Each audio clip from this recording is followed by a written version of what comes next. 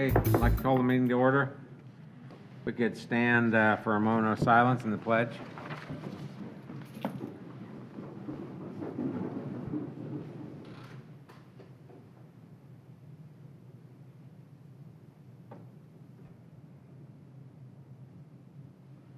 pledge allegiance to the flag of the United States of America and to the republic for which it stands, one nation, under God, indivisible, with liberty and justice for all.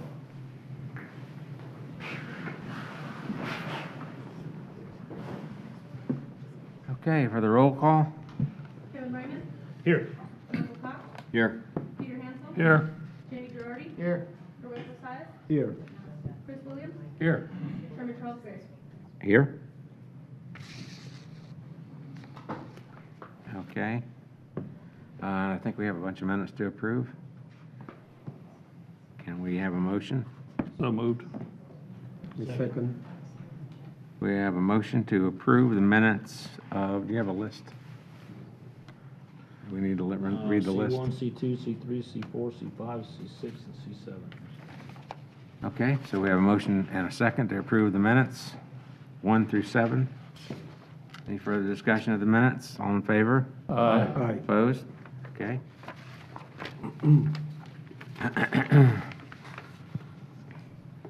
So anybody that wants to speak today, this would be the time for you to stand and raise your right hand, be sworn. If anybody plans to come up and speak? No speakers? Okay. Do you swear or affirm the testimony you're about to give is the truth, so help you God? Okay, well then I'd like to welcome everybody. For the Planning Commission, we're appointed by the Board of County Commissioners and we meet twice a month. We serve as a local planning agency and we hold public hearings and transmit to the Board of County Commissioners recommendations on comprehensive plan amendments, land development code amendments, rezonings, and conditional use requests. The Planning Commission is the final decision-making body for special exceptions, certain appeals, variance requests, and certain alternative standard requests. However, the final decisions may be appealed to the Board of County Commissioners. If anyone is in opposition to any development code amendment, rezoning, conditional use, or any item where the Planning Commission transmits a recommendation to the Board of County Commissioners, it's important for you to attend the Board of County Commissioner meeting. For those of you who are not familiar with the format of our meetings, the procedures are as follows. We have continuances. I don't think we have any today. Am I correct? None today. Staff or the applicant has requested them. We also have consent. We have that today. And that is where the items that I'll read off, there's been no request from the public or from the staff to have them pulled from consent. I'll read those off, though, one at a time, and if there's something on there you'd like to have pulled, raise your hand, and we'll pull it for discussion. And then there are the regular items that we will normally hear. So if the applicants will have 3 minutes to make their presentations, and the questioners or the public will have 3 minutes to object or ask questions, and then the applicant will have time to respond. It has been a request at least 24 hours before this meeting in writing for additional time. I don't think there has been, to my knowledge. Is that correct? No requests. Okay. So this is a great time to silence your phones or any electronic devices you may have, including me. All right. So before we start the regular meeting, we want to open up to public comment. Is there anybody here that would have something to say that is not on today's agenda? Anybody here for that purpose? I don't see anyone there. So I guess we can start. Excuse me, Chairman? Yes. Proof of application? Yes, go ahead. Thank you. The items were published in the Tampa Bay Times on June 21st, 2019 and July 12th, 2019. All right, thank you. Excuse me, was a roll already called? Yes. Great, thank you. So I must have been sleeping during that time. Denise Hernandez, Planning and Development. Today, we're going to go over, the first item is PC1, which is an amendment to the Land Development Code. It's an ordinance by the Board of County Commission, Pasco County Board of County Commissioners, amending the Pasco County Land Development Code, Section 804 Ecological Corridors, Section 1302.2 Mobility Fees, Section 1302.4 Parks and Recreation Impact Fees, Appendix A definitions, and other sections as necessary for internal consistency, providing for applicability, repealer, providing for severability, inclusion into the Land Development Code, and an effective date.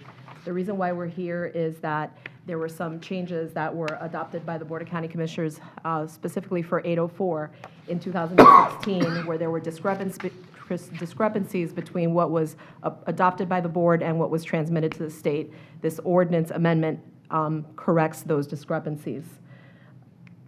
Additionally, in regards to 1302.4 Parks and Recreation, when the Board of County Commissioners adopted the amendments to the Park and Recreation impact fees, these proposed changes that are submitted to you today allows the ability to spend Parks and Recreation impact fees on items that were previously excluded. And on 1302.2 mobility fees, when the latest changes that were made to the mobility fee ordinance on December 11, 2018, there was a change.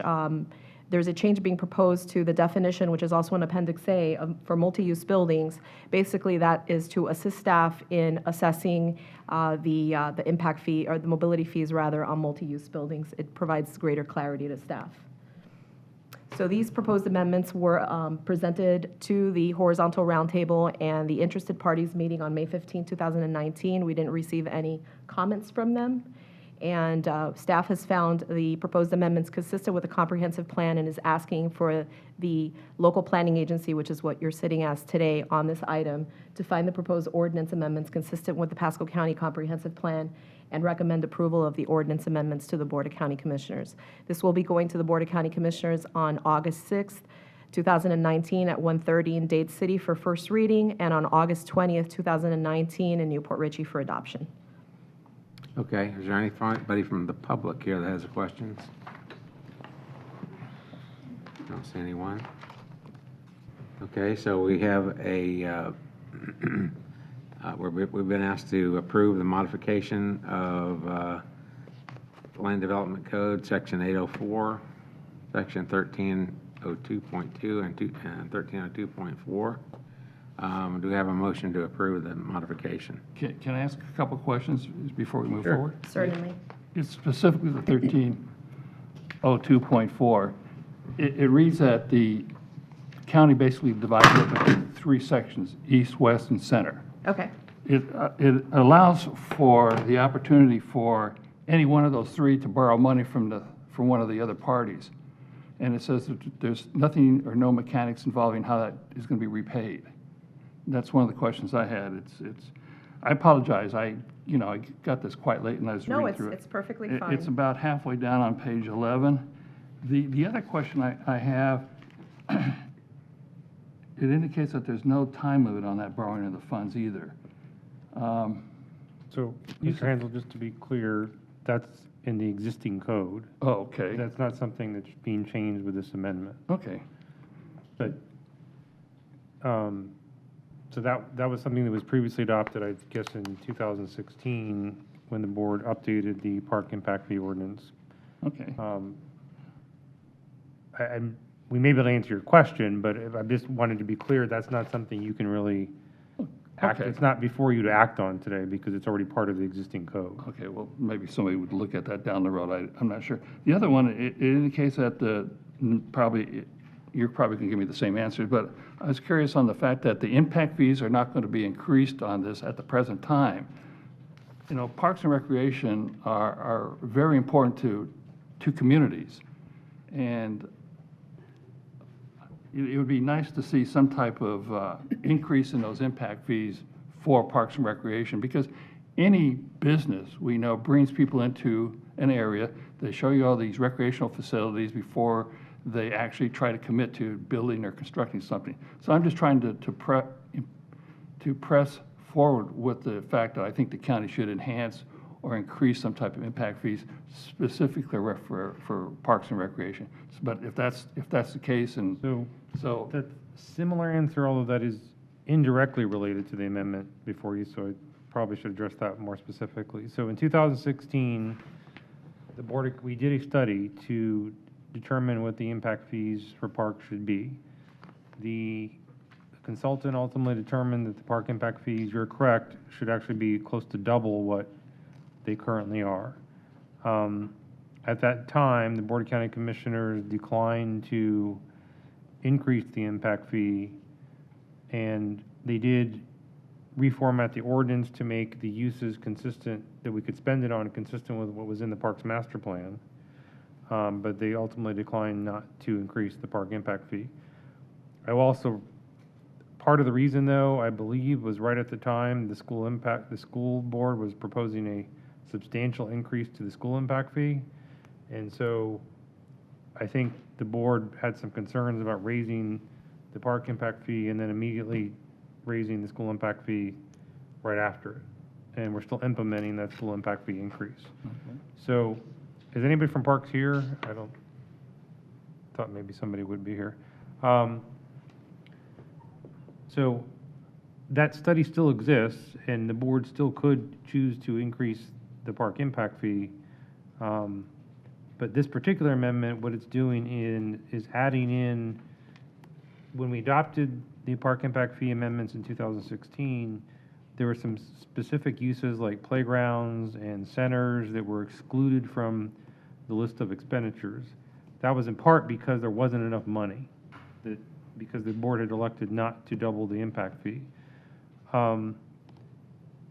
Parks has determined that even though we have limited funds, they still don't want to be precluded from spending their limited funds on things like playgrounds and centers. So that's the reason why those are being added in as part of this amendment. Yeah, I can see splash pads, I'm sure was added to the, Right, it was originally excluded partly because the board chose not to increase the impact fee. right, okay. But that's caused some issues for the Parks Department because there are some playgrounds they're still trying to fund, there's some splash pads they're still trying to fund, and some centers they're still trying to fund. And even though their funds are limited, they still want to have the ability to spend those limited funds on those facilities.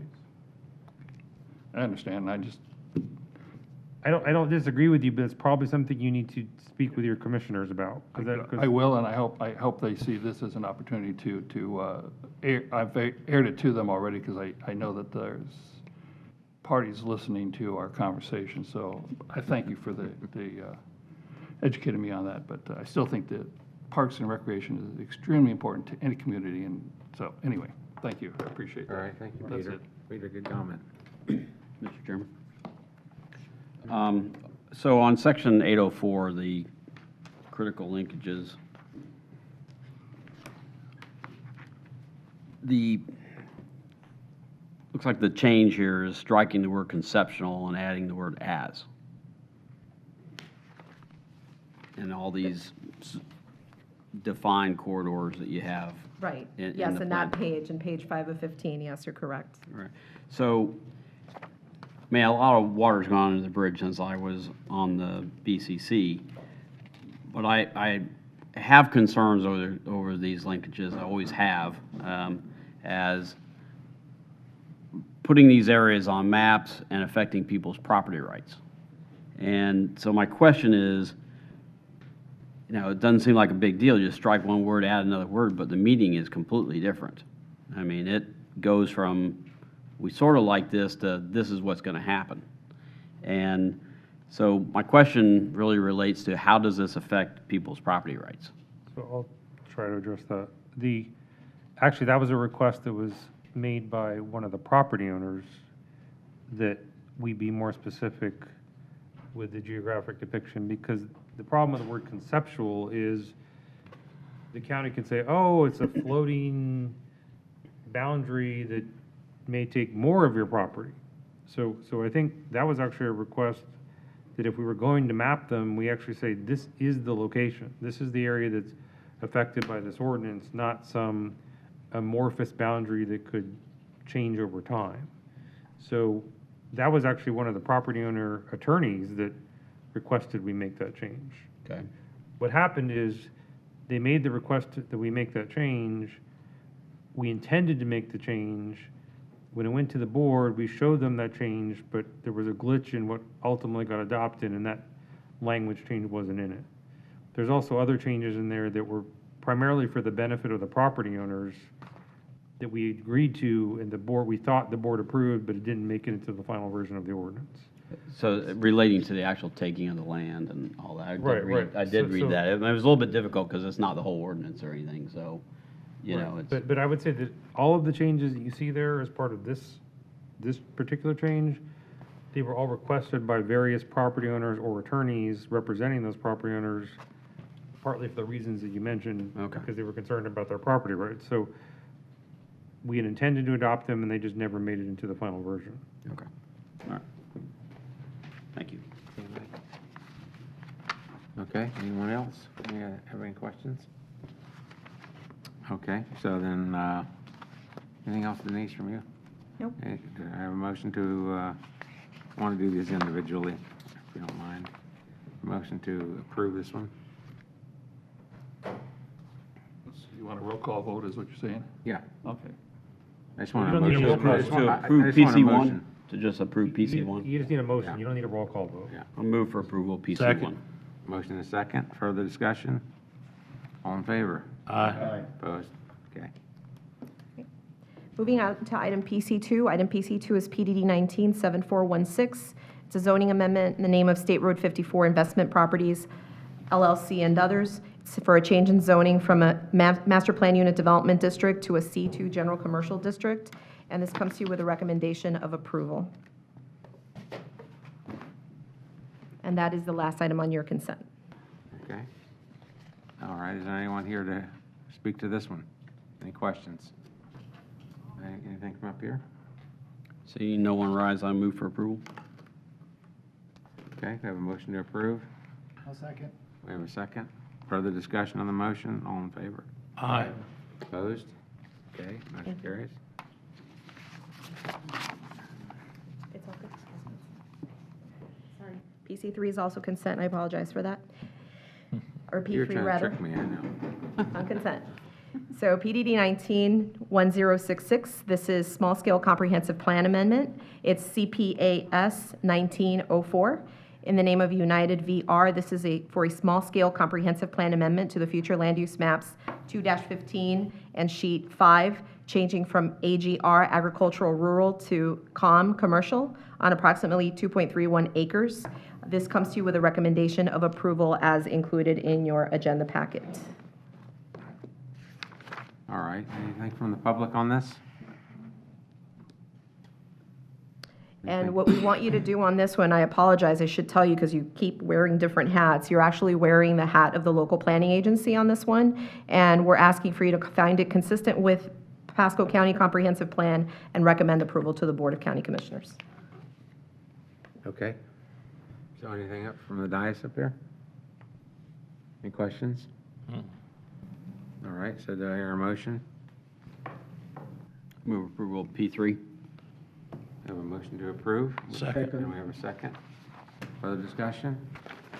All in favor? Aye. Opposed? All right. Thank you. And today is your second version, or part 2 of the planning training by Mr. Gene Bowles. I'm not sure if you'd like to maybe take a bit of a recess so that we can set up and have you back in a few minutes Yeah. at the Planning Commission's pleasure. Okay, let's take our little recess.